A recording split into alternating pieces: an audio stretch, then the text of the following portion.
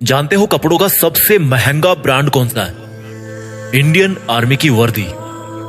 देश के गद्दारों को ऊपर वाला भले ही माफ कर दे, लेकिन एक फौजी किसी भी कीमत पे, यहां तक कि अपनी जान की कीमत पे भी उसको कभी माफ नहीं कर सकता। करोड़ों कमाने वाले भी ये वर्दी नहीं कमा सकते।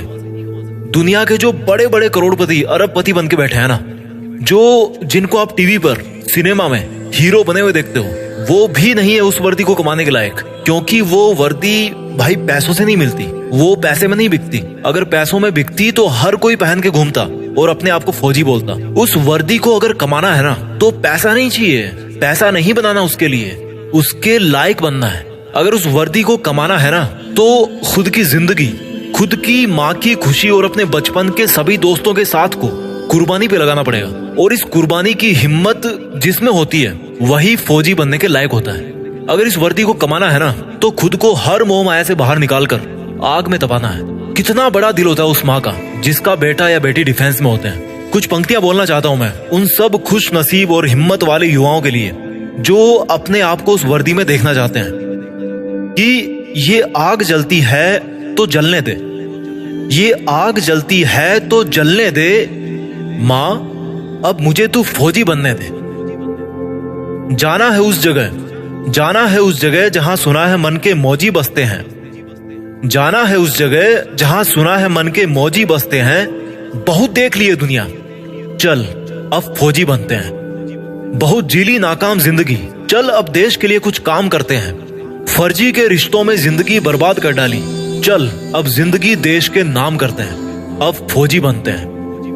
ये सरहदें पुकारती मुझको है, ये आतंक की बदबू ललकारती मुझको है। जब लिपट जाऊं तिरंगे में तो मुझे आबाद कहना, जब लिपट जाऊं तिरंगे में तो मुझे आबाद कहना।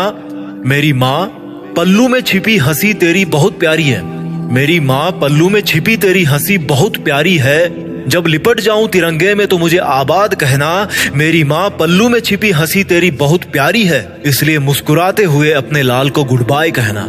ये मोबाइल के स्टेटस देख देख के थक गया हूँ, बन जाऊं मैं भी एक दिन सबका स्टेटस, खुद के इसी वादे में बंध गया हूँ। माँ के आंचल की खुशबू तो वैसे फीकी होती नहीं कभी, पर उसमें थोड़ी सी मेरी वर्दी की खुशबू भी मिला दूं ना, तो दोनों जहां यही मिल जाएंगे मुझे। और अगली दो लाइन उन लोगों के लिए बोलना चाहता हूँ जिनको लगता है कि बॉयफ्रेंड गर्लफ्रेंड के अलावा इस दुनिया में कुछ होता ही नहीं है। तो भाई कान खोल कर सुनो मेरी बात। बेवफाओं की इस दुनिया में हम कभी वफा ढूंढते थे। ये एक फौजी की तरफ से लाइंस आपके लिए कि बेवफाओं की इस दुनिया में हम कभी वफा ढूंढते थे। बड़े नासमझ थे जो रेगिस्तान में कमल ढूंढते थे। अरे बेवफा तुम्हारे लिए हम मरने का वादा करते थे ना, अरे बेवफा तुम्हारे लिए हम मरने का वादा करते थे ना। लेकिन सुन, इस वर्दी के लिए तो बार बार पैदा होकर मरने का मन करता है। और जो युवा ये बोलते हैं ना कि मेरी तो लाइफ में यार बहुत समस्या है, मैं क्या करूं समझ नहीं आ रहा, तो उनको केवल दो लाइन में मैं समझा दूंगा कि भाई कि तुम्हारा दुख ना बहुत छोटा है, बहुत छोटा है यार। कि हमने समंदर को भी सूखते देखा है, हमने समंदर को भी सूखते देखा है, जब जब मेहंदी वाले हाथों ने मंगलसूत्र उतार के रखा है। जिंदगी में समस्या किसके पास नहीं है, पर एक वो इंसान भी है जो फौजी की वर्दी में हर समस्या का सामना करके अपना फर्ज निभाता है, लेकिन फिर भी रोता नहीं है, मुस्कुराता है। वो फौजी जो हर बार छुट्टी से वापस आते समय यही बोल के आता है कि जल्दी फिर लौट के आऊंगा।